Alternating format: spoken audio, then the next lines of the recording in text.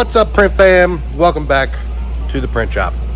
Today I thought I'd do just kind of an update video of the state of the print shop because it's ever changing. We're super swamped right now and I haven't had a chance to record a video, so I thought it would be fun to just kind of update you on the things that are happening around the shop. So let's jump right into it. Quick shout out to firesprint.com for sponsoring today's episode. More on them in just a little bit. First thing first, we have been doing a ton of stuff on the laser, specifically the second fiber laser that is a MOPA laser because it has the different frequencies. It's able to do plastic and metal pretty easily.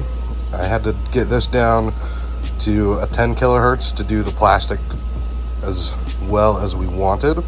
We're doing the jaws, kind of make them look like alligators. So this is a little bit of what we've been doing. The total box had 2,100 pieces. Taylor has been loving life doing the scissors. I even gave him my chair because it's a more comfortable swivel chair, and I've been sitting in the uncomfortable hard chair doing computer work. So the laser has been busy running away.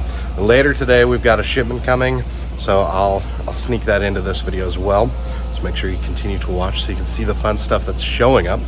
The paper printer's been running. We've got an order coming in for 4,000 postcards, probably 5x7. So the printer is going to be up and running for a bunch of the day, along with the Duplo cutter. I just found some 120 pound cover stock. It's 13 by 19, which I prefer 12-18. So I may, I've got a vendor partner or a competitive print shop that has a big guillotine cutter. I may take all 4,000 sheets over to their shop and just cut them down to 12-18. Haven't quite decided, but we'll see. The other thing that's been going on the shop is the flatbed cutter. So this bad boy has been running for like 70 hours straight. We've been doing sticker sheets. We've been doing about 5,000 of them. They definitely would be faster if we used a drag knife, but I like using the kiss cut knife that picks up every once in a while just because it does a better job, and then the through cut is more accurate. So definitely would be faster if I was running it on like a Graphtec or even on the HP, but it's a better product doing it this way, even though it's slower. So this is basically an entire roll of media. It's like 20 feet short of an entire roll. So we printed the whole thing, we laminated the whole thing, and now it's been cutting since, like, this specific set has been cutting since I left last night at 7. It is currently 9:30 in the morning. I programmed it to do a bunch of them, and it's just gonna keep running. So it's been great. I've got some more stickers that I'm gonna get started printing in just a little bit. The other thing that I got to get running today is the flatbed. We've got to do some custom boxes, so we're going to print it on giant parent sheets that we have, and then we got to wait for the cutter to stop so that we can cut those and crease them. So here's a little quick update. Now let's skip to when UPS gets here. It's been many hours since UPS came, but I've been a busy man. But the tumblers came. So this is a 40-ounce tumbler with a straw. It's meant to be like the Stanley tumbler. They're super popular here in Utah. Then I bought some 20-ounce and 30-ounce tumblers. In total, there's about 518 boxes worth. So got to get those all unboxed. I got traditional lids with all of them, but then I bought extra magnetic slide lids just to give people an option if they want to upgrade. But honestly, most of my day has been spent working on the large format 2.0 calculator. So let me run you through that real quick. And yes, it's still going. Version 2.0 has been hugely simplified to make this thing a beast. And I've got a job in here that I originally quoted just so we can compare pricing just so you can kind of understand why it's good, why it makes it easy. So here on the left hand side is basically all of the input fields, so everything that you need to decide what to do. And then you've got one input field here if you want to add extra money. Say you want to charge them like a pain in the butt fee, so add 50 bucks or something. So here you say, in this case, I need 3,100 stickers that are 4x6. This is the media. The media is pulled from the media tab, which I'll show you that in a minute. Do I want to run it through the roll cutter? Yes. Do I need to add manual cuts? This is just a number. Labor, if you want to add that. Do you want to laminate it? And it pulls it from the laminated, again, from the media. And then extras, also from the media. This is going to be grommets, hem tape. If you're using like Coroplast sign blanks, you want to use a Sinicade, anything like that can be programmed in here. And then you set a quantity for it. So like if you're using sign blanks and you're doing 10 signs, you could do like 20, 24 by 18, and then add sign blanks and 2 and put 10 because they're double-sided, so you need 20 of them, etc. Here you can put time for artwork if you want, time for stuff for packaging, which again, packaging pulls from media, and then additional shipping, delivery charges, etc. So here's just some calculations. So it's saying for this job we're going to need 570 square feet. The media is going to cost about $206. The ink is going to cost about $200. Finishing is going to cost $312, etc. It tallies all of that up here, and in this it's calculating spoilage, it's calculating waste, it's calculating a job setup fee, things like that, which I will discuss in the cost tab. But basically it allows you to calculate all that up, decide what your profit is going to be, add the other expenses, and it gives you a total. It can give you a total with tax. I can give you what a salesman would make if you want to do that, or you do that. Haha, do.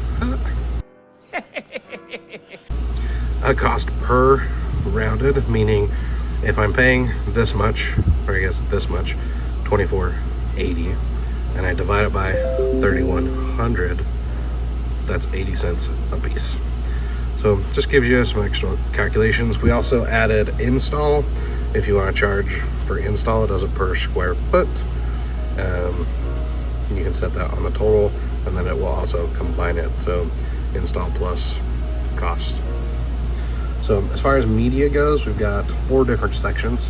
We've got the top, which is print media, which is your vinyl, your magnet, your canvas, etc. So it's mostly that. There's 30 spots for it. And then we've got the laminate section. I've only got, I think, 10 spots or something for that because most people don't need more. You can always add more if you want, but it comes with 10. Then we got packaging. Again, I think it has 10. And then extras right now is 10. This one I actually might change before I release it to give it some more. So this is where you can put banners and whatnot. So again, blue is input. So basically you need to say how much you pay for the media, what width it is, what length it is, and this is feet, this is inches, this is the cost, because then it's going to calculate the per square foot price, which is what it uses to do all the calculations. For laminate, it's the same thing. For packing materials, I did it a little different because a lot of times, like you're buying 25 at a time if you're buying bulk, or you're buying, whether it's buying from Amazon or your paper supplier or whatever, then sometimes you're going to be buying like 25 for 20 bucks or something. So it just makes it easier to calculate it. So gray is automatic calculations. Basically it's saying that I bought one, it came with one, the cost is 1. So you could do the same thing, like if I change this, that it came with 2, it's going to tell you the cost 50 cents. And then the markup is how much you want to charge on top of this. That way it's not using your default profit, because you might not want to charge like the same 200% or whatever. So it says, okay, maybe you don't want to charge anything extra for the box. Maybe you need to charge a little bit. Maybe you need to charge a little bit because then it will cover labor, whatnot. And then the same thing applies for the extras. And the extras, again, are meant to be those things that, like, say you're trying to price out a banner, but you're going to put that banner inside of a banner stand. It makes it really easy to be able to say, okay, I need to do 1 33 by 81 inch banner. And for me, yes, I'm going to cut it on the roll cutter. You could say, no, I'm not going to do it on the roll cutter, and there's going to be 4 manual cuts. There's no laminate, and then we need a pull-up banner. So again, you just put the quantity for 1. You could also just say, hey, we're doing 2 of these, and we need 2 pull-up banners. I personally always leave some sort of packing because sometimes I use it, sometimes I don't. But if I don't use it for this one, I'm potentially going to use double for the next one. But it allows you to come in here and set all of this up so that you can figure out the pricing. And I was freaking out because I'm like, holy crap, this is expensive. And it's because we've got the pop-up banners up here. So, and I found a mistake because it is adding the pop-up banners to the regular job cost, so I'll fix that. But yeah, anyway, that gives you an idea. I'll get that fixed. And then cost is the only other thing here. We've got, I tried to make it self-explanatory with the description, but a setup fee for every job, the profit, spoilage rate, the shop rate, which shop rate goes into the profit, so that's why there's the note here. But then I also have it calculate automatically what your shop rate is based off of what you have set there. So I can put 10 here and it's going to automatically update what that shop rate is. Commission rate, that's for your salesperson. I figured that was self-explanatory. Sales tax, artwork rate, spacing. This adds to the media for if you're doing multiple up. Ink costs, this is way higher than what mine normally is, but it's what I bill at. Cutter cost, that's per square inch, manual cuts, etc. So kind of gives you an idea of all of that information. So the job that I originally had in the calculator when the video is on was for a job that's cutting on the cutter right now. And I wanted to give you an idea of like the calculator cost versus like what my real cost is, and why I'm not super picky about necessarily having every little penny in there. So the price that I quoted to my customer and will be billing them is $2,467.92. Now, I got these prices in HP, which calculates the ink usage and the media usage. So ink, material, and laminate. The material was a full roll for the job. The laminate, again, full roll, and then ink it calculated at about $80. So it was $480 to for the cost of this job. Now, if I'm looking at my calculator, then yeah, it was pretty close on the media. It had it at $206 because it didn't quite use a full roll, and in reality it didn't. I've still got like 20 feet left, so pretty good, because a whole roll cost me about 220 bucks. Ink said it was $200. My cost about 80. So it used, the calculator assumed way more ink than what was actually used, and that's going to be different on every job. Then we've got finishing, which is cutting and laminate, and it has that at $315, which the laminate was about $180, and then the cutting is to use my cutter, so it's using wear and tear, etc. on the cutter. So it put the total job cost with media, ink, finishing, setup, spoilage, all of that stuff to $821.81. That's also in the cost tab. I have an adjusted price of 17 cents, which accounts for all of my shop overhead. So for the 569 square feet, it added 17 cents per square foot. So at 17 cents times the 569, it added $100 worth of overhead. So between media, ink, and finishing, that was the $720, adding the $100 for overhead. So doing all of that calculations, it's estimating that my cost is $821 when in closer reality I was about 500 bucks. I then have my 200% profit, and then I'm combine my cost and my profit together to get what I sell it for. So I'm not super picky on getting everything, because on this job it wasn't full saturation, so I saved a ton of money on it. I saved 100 bucks. But another job I might have full saturation. But being consistent with how I bid makes it so I win. So in reality, even if I go with the fact that it cost me $821, which it did not, I'm still profiting $1,600, and it's covering all the media, all the ink, and the wear and tear, and upkeep, and maintenance for my property. So if you want to get it yourself, it's available at timetomakesomething.com. So timetomakesomething.com. Well, Print Fam, it's a new day.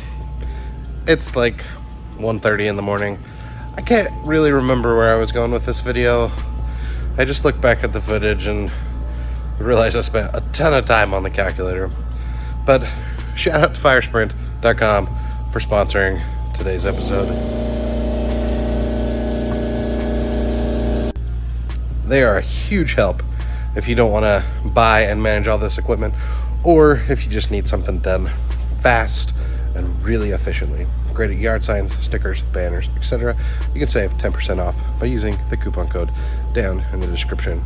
Today has also been crazy. We'll give you a brief update. We printed 250 boxes. Then we cut more stickers, cut and creased all the boxes. I've got them in a box. I'm gonna leave them outside the door. My customer wants to pick them up at like 8 in the morning, and it's like 1:30. I'm not gonna be back. I'm surprised. Could fight the urge to yawn. I did find some paper. It's 1319 120 pound cover. I prefer 1218, but at least I have something because I'm getting low. So I'm happy to at least have paper. We finished up the scissors finally, so Taylor is thrilled to be done with that. I even got a new office chair for Taylor so he could take his personal one home because he was tired of sitting in a crappy chair. So onward and upward, Print Fam. We're moving forward. Thank you for being here. Thank you for watching. Thank you, Cam, for editing the video. And we'll see you in the next one, Print Fam.